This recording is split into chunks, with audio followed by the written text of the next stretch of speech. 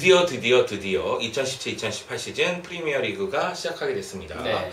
프리미어 리그를 시작하기 전에 역시 지난 시즌의 리그 우승팀과 FA컵 우승팀이 대결을 펼치죠. 네. 커뮤니티 실드가 이번 주에 펼쳐지게 됐습니다.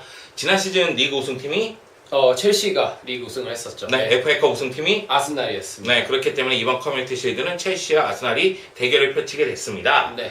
일단 양팀 모두 이적 시장에서 움직임이 나쁘지는 않았어요. 네, 저 같은 경우에는 지금 첼시 같은 경우는 조금 더 이적 시장이 분주해야 된다고 보고 있습니다. 스필리쿠에타가 이제 센터백을 보고 있었는데 리디거의 영입으로 이제 드디어 자기가 뛸 수 있는 윙백 포지션으로 이동할 수 있는 그런 기반을 마련했지만 리디거 같은 경우에는 좀 시즌 초반에 결장이 예상된다는 그런 설이 돌고 있거든요. 그래서 아스필리쿠에타가 계속 센터백을 앞으로도 계속 봐야 될 것 같고, 그러다 보니까 주마의 이적이 조금 더 공백이 느껴지는 것 같고, 존 테리의 이적이 물론 이제 나이가 있는 선수긴 하지만 좀 더 정신적인 지주면이나 이런 면에 있어서 좀 수비적인 불안감이 좀 예상되는 첼시인 것 같습니다. 네, 그러니까 첼시 입장에서는 여러 가지 사건이 있긴 했습니다. 네. 디에고 코스타하고 이 콩테 감독하고 네. 브라설이 있으면서 디에고 코스타는 네. 이적할 것이라는 이야기가 네. 지금 계속 나오고 있는 상태고요. 그러다 보니까 알바로 모라타를 영입하게 됐죠. 네. 그러면서 공격적으로 강화시켰고, 좀 전에 말씀드렸다시피 이제 수비 라인의 변화가 있다 보니까 수비도 더 강화시켜야 되는데 저는 리디거의 영입은 상당히 좋다고 봐요. 네. 그러니까 리디거는 3백에서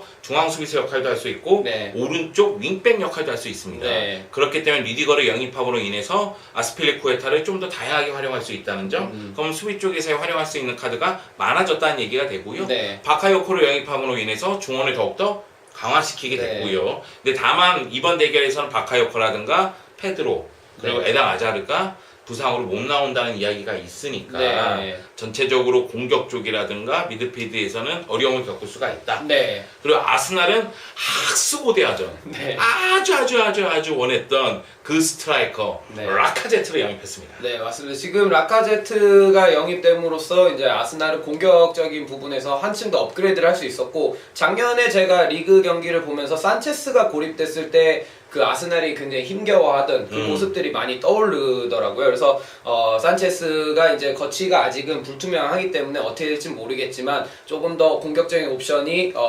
부담이 조금 더 덜어질 것 같고요. 다만 이제 아스날 같은 경우에는 이제 3백의 완성도가 얼마나 올라갈 것인가, 이 부분이 사실 제일 관심사긴 합니다. 그래서 프리시즌에도 4백이냐 3백이냐 이런 부분을 좀 봤었는데, 최근에는 3백을 이용하면서 경기를 치렀고, 아마 그 완성도는 아마 작년 시즌부터 쭉 이어져 왔기 때문에 아마 높을 것으로 예상이 됩니다. 네, 일단 3백으로 쓰는 이유 중에 하나는 이 중앙 쪽에 있는 자원들이 좀 부족하다 네. 할지라도 체인벌린이 네.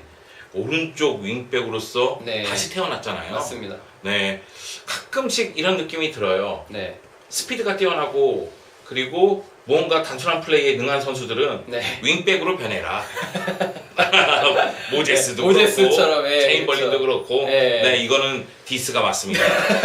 그리고 이제 콜라시나크를 영입했기 때문에 네. 왼쪽 윙백도 상당히 강해졌거든요. 그쵸, 그렇다면 좌우 날개가 힘을 발휘할 가능성이 커졌고, 네. 또 라카제트가 최전방에서 해결사 역할을 한다면 아스날 입장에서는 충분히 네. 뭐 공격 쪽에서는 더욱더 활발하게 됐는데, 문제는 중앙이죠. 네, 맞습니다. 네, 네. 센터백 자원들이 얼마만큼 제 역할을 할 수 있느냐, 이것이 이제 관건으로 보면 되겠는데, 네. 그런 부분에서는 다소 의문점이 남긴 하지만 네. 최근 평가전 경기들을 봤을 때는 그렇게 나쁘지 않다. 네. 네, 자 그렇다면은 어때요? 아스날과 첼시. 저 같은 경우는 아스날도 그렇고 첼시도 그렇고 약간의 약점은 시즌 초반에 갖고 있다고 봅니다. 하지만 아스날 같은 경우에는 이제 젊은 선수들이 굉장히 경험을 많이 쌓았었고, 작년 경기를 많이 치르면서, 그리고 그 경험들 같은 경우에는 이제 어떻게 튈지 모르는, 어떻게 발휘될지 모르는 그런 젊은 패기가 있다고 보거든요. 그래서 아스날이 그 젊은 패기의 무서움을 좀 더 보여줄 수 있지 않을까 싶습니다. 네,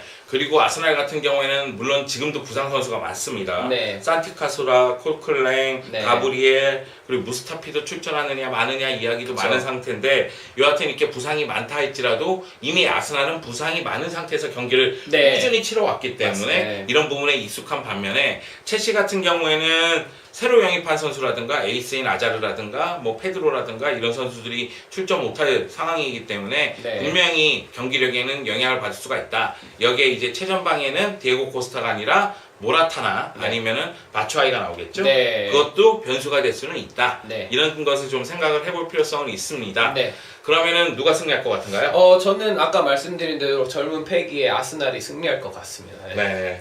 내주에는 다 아스날 팬이야. 참 그렇군요. 신기해. 네. 나는 그렇게 아스날 팬을 원하지 않는데 준이 형도 아스날 팬, 성원이 형도 아스날 팬, 네. 옵사이드 PD 바꿀 때마다 아스날 팬이 와. 그런가요? 네, 나 아스날 전문 방송인 줄 알았다니까. 여하튼 제 생각에는 첼시가 승리하지 않을까. 왜냐면은 네. 그런 측면이 있어요. 그러니까 시즌을 시작하기 전에 경기를 치를 경우에는 전체적으로 조직력이라든가 선수 컨디션이 완벽하지 않은 상태에서 대결을 펼칩니다. 네. 그런데 아스날의 3백은 센터백들의 자원들이 약간 불안한 감이 있는 반면에 네. 첼시는 지난 시즌 이 3백으로 안정감을 유지했기 때문에 그쵸, 네. 수비 쪽의 안정감이 좀 더 좋은 팀은 첼시가 아닐까. 네. 뭐 공격은 어차피 한 방이다. 컨디션 문제로 봤을 때. 그쵸. 그렇기 때문에 저는 첼시의 승리를 예상합니다.